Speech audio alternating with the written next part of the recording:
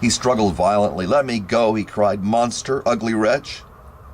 You wish to eat me and tear me to pieces. You are an org. Let me go, or I will tell my papa.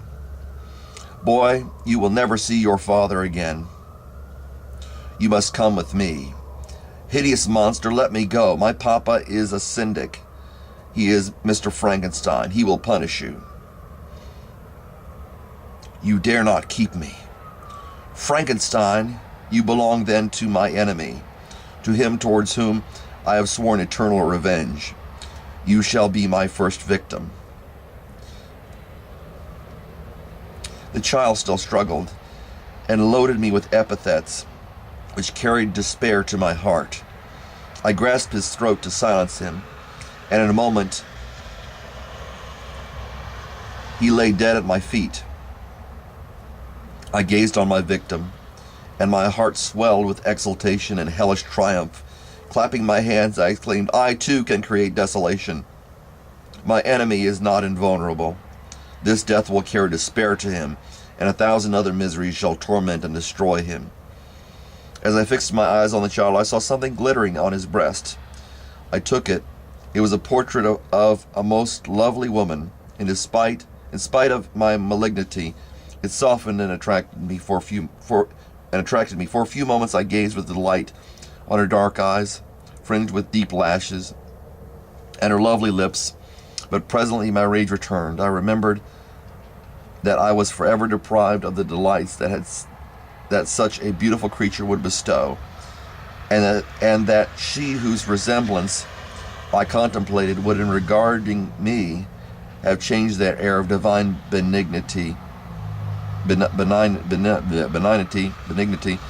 to one expressive of disgust and affright.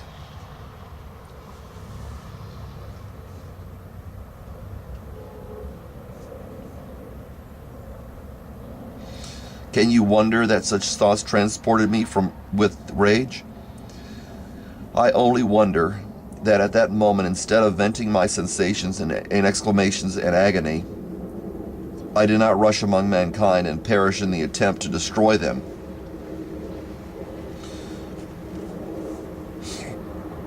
While I was overcome by these feelings, I left the spot where I had committed the murder, and seeking a more secluded hiding place, I entered a barn which had appeared to me to be empty. A woman was sleeping on some straw. She was young, not indeed so beautiful as her whose portrait I held, but an agreeable aspect, and blooming in the loveliness of youth and health. Here, I thought, is one of those joy-imparting smiles which are bestowed on all but me. And then I bent over her and whispered, "Awake, fairest, thy lover is near. He who would give his life but to obtain one look of affection from thine eyes. My beloved, awake."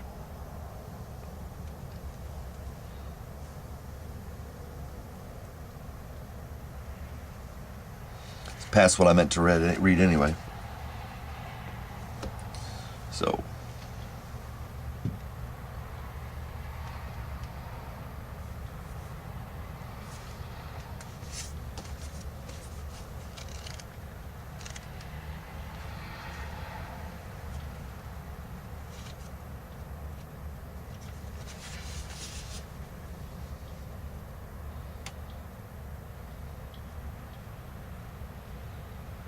curse creator, why did I live?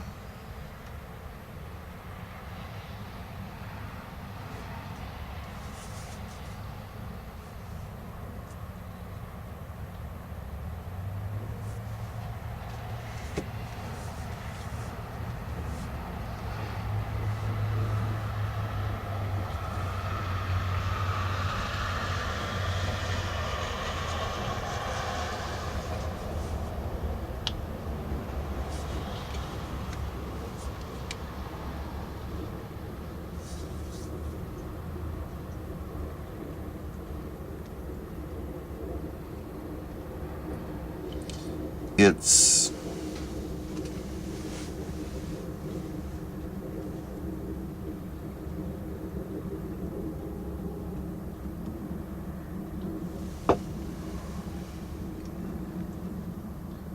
It's a question the book asks: why?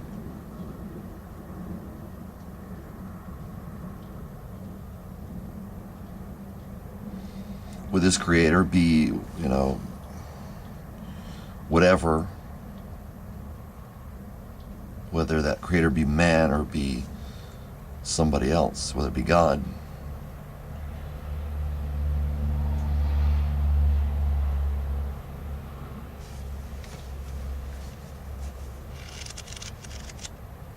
In this story,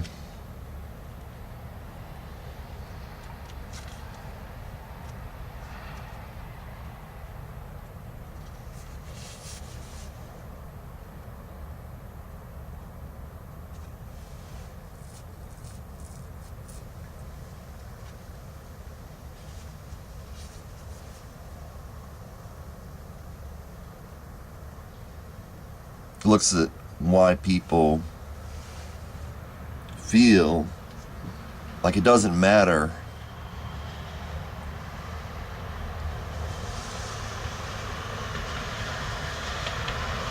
that, in this case, the creator didn't, by what the person's surroundings were, didn't care, it seemed, about them, that they were to be blamed, that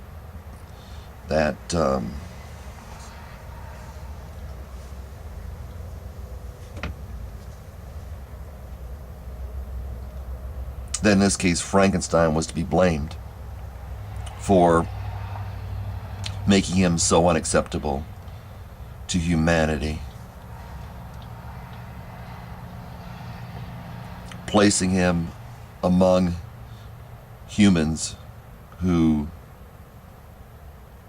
would not accept him because of his ugliness.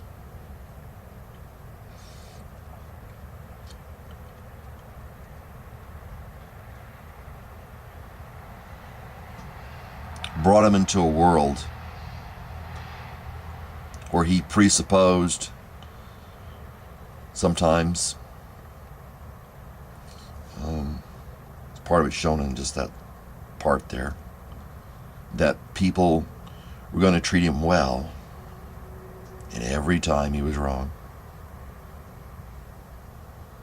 At least so far. As I said, I haven't completed the book.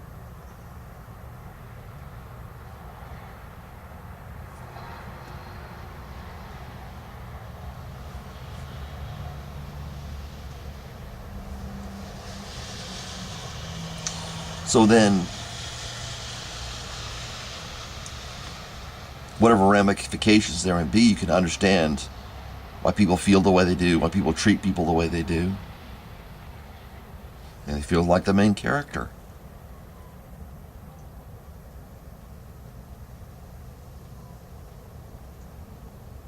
And the main character felt he was alone,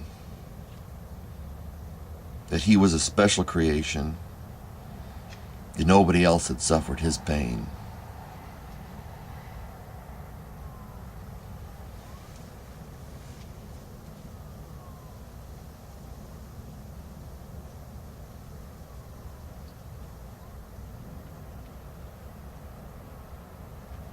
That he should gain vengeance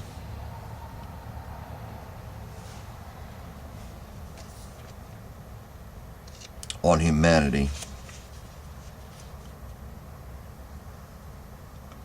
for what they had done to him.